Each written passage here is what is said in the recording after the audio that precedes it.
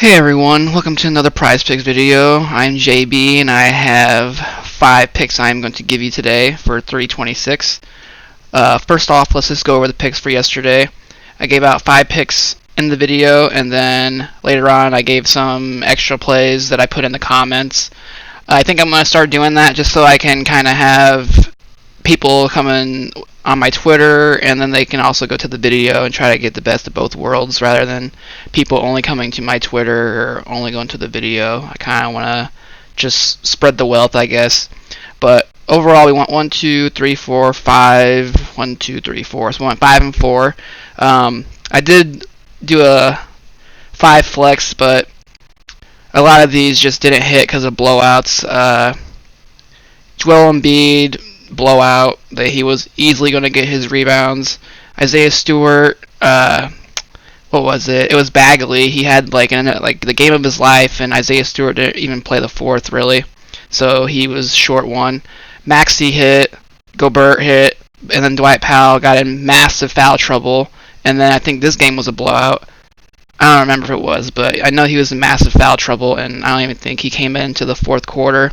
So you can't predict blowouts, and that's the thing with the NBA is you have to make the best play and live with the results, and try not to think too much about blowouts because a lot of these games have small spreads half the time. Like, let's look at the Houston-Portland game was only a 3-point spread, but that was a 20-plus blowout, and you just can't predict it, like I said. So sometimes trying to just only pick the close games or avoiding the games that have the big spreads just doesn't matter sometimes. Just go with your gut, make the best play, and just live with the results. So on that note, let me get into the first play for the day. I really like... Where's he at? Desmond Bane against Milwaukee. I'm pretty sure Ja Morant's still out. And the thing with Desmond Bane is he's just been on a tear lately. He is one of the most active people on this team. You could say Jaren Jackson Jr. is, but the thing with him is he's always in foul trouble. And as you see here, he played only 24 minutes, got there. The only one that, let's take a look at it real quick. A lot of people might be thinking his PRA is a little bit better. Let's do like this. His PRA looks a little bit better than his fantasy only in this one game, because if you look right here, he had the most turnovers he ever had, but that was an outlier because his blocks and steals always seem to overcome the amount of turnovers he has, except for just that one game. So overall, that's why I think the fantasy is better. But if you want to take his PRA, I won't blame you for it. But it's a good matchup. It's a fast-paced game for him. Like, let's go look at the spread. It's 232, 2-point game. We're not sure if Giannis and Middleton are going to be back, but I'm pretty sure one of the two is. So it'll be a close game, or it should be. Second pick, we are going to go with the chalk of the night, Davion Mitchell. I'm almost sure a lot of people will be on him today, but the thing about it is just that it's a really good matchup, and ever since he has started for Fox, he has been getting the most run, and he's the most usage. Let me see.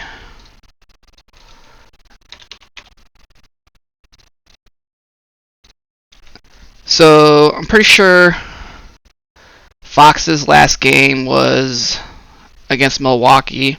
So he started for these 3 games, the 18th, 20th, and 23.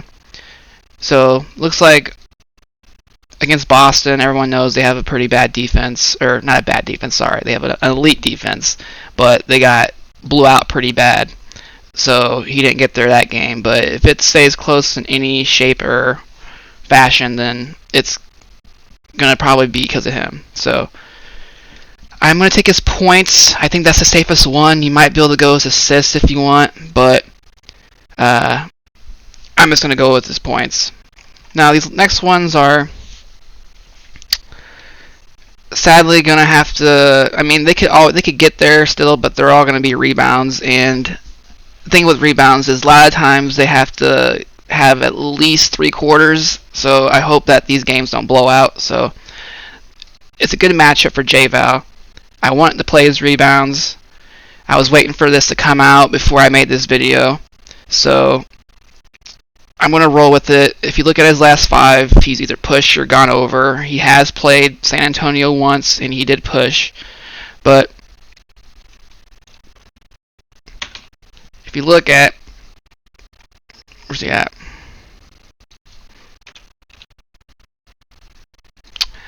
He's not on this one. I got to go back. That's the early game. You know what? I'll do it on StatMuse. Screw it.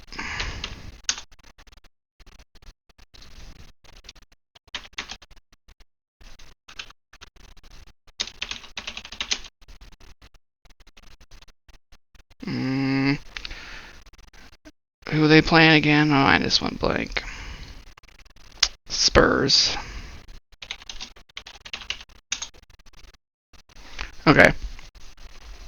So if you look, he's never gone below, but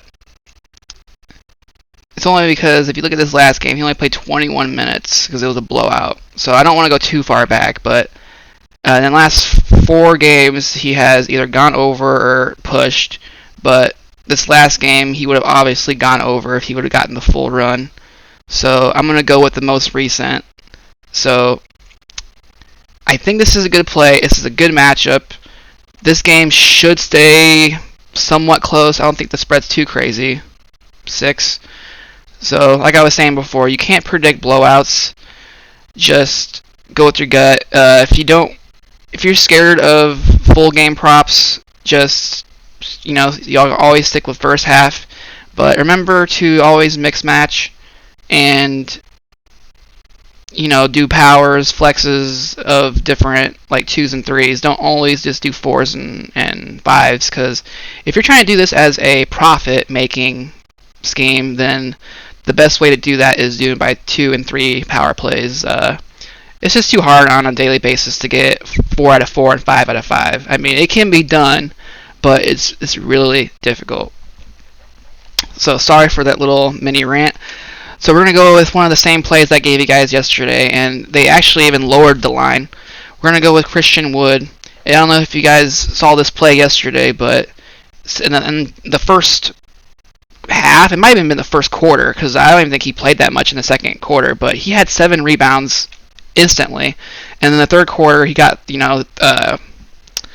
more or 4 more to get his 11, but he didn't even play the fourth quarter. So if they can keep this game close, which it's only a 3-point spread, 3.5, then he should clear this by a large amount. And if you didn't watch the video yesterday, we can go look at Wood and check out all the different times that he's played this team. He's played them 3 times. He's averaging 13.7 rebounds. So yesterday he got 11 in just 27 minutes. And then, you go to this second matchup, he got 15 rebounds. And then you go to the very first matchup they had, he had 15 rebounds again. So Christian Woods is one of my favorite matchups today. Just the game has to stay close. That's the only problem. And then my last play is, where'd he go? Jokic rebounds. He's just a beast, period. No one can stop him on OKC, period. I mean, let's just look at that lineup. I mean, who the heck is even going to play center? Isaiah Roby? He's going to not be able to get stopped. The same thing here. It's a pretty big spread, but I've seen this game stay close. It's a high total. SGA should play. Let's just go ahead and look at the past few matchups against this team. OKC versus Denver Logs. So it looks like the 2 times, how many times they played this year?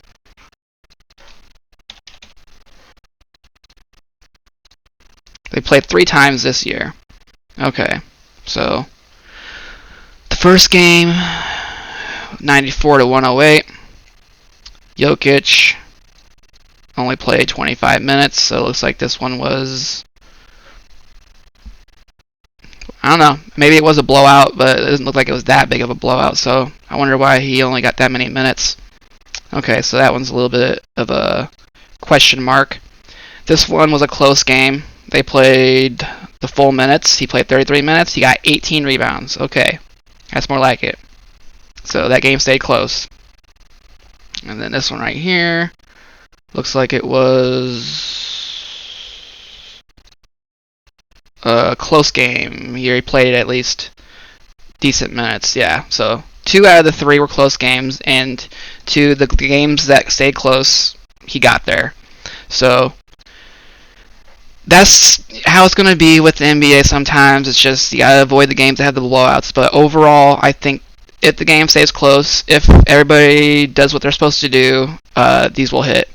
And like that's kind of the thing when you're playing overs. Like everybody loves to play overs, but it's harder to hit an over than it is to hit an under, because everything has to go right in that game for you to hit an over. Like they can't get in foul trouble. The game has to stay close. Like there's multiple things where, it's just not fun though to play it under, right? So maybe one day I will try like an over line, and then I'll try an experiment where I do like an all under or a mixture, just to like see how easy it is to hit unders, or I don't know, we'll see. But those are the 4 or 5 picks for today. I will maybe put some more picks in the comments later, but I will post a lineup in Twitter of probably just this right here exactly. But remember, mix and match these. Don't just play this exact line, or I mean you can, but just don't expect to only play this and hit, because it is very hard to hit a 5 out of 5 or a 4 out of 5. But I do feel good about today. I just want to say good luck, and please like and subscribe. You can come to my Twitter, you can follow me, either or. I do appreciate you guys' support, and I hope you all have a good day. Alright, bye.